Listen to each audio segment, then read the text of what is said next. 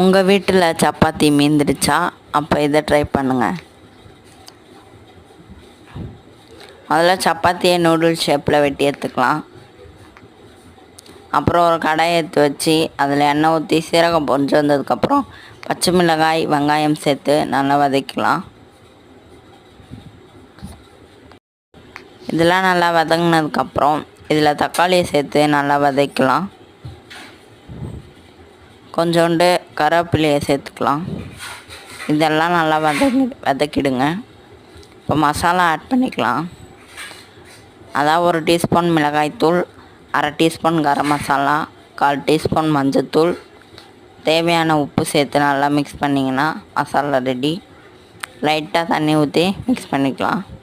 இப்போ அந்த மிளகாப்பொடி நாற்றம் போனதுக்கப்புறம் நம்ம வெட்டி வச்ச சப்பாத்தி ஸ்லைஸு போட்டு மிக்ஸ் பண்ணிங்கன்னா டேஸ்டான சப்பாத்தி கொத்து ரெடி. கண்டிப்பாக ட்ரை பண்ணுங்கள், டேஸ்ட்டாக இருக்கும். நம்ம சேனலை சப்ஸ்கிரைப் பண்ணுங்கள்.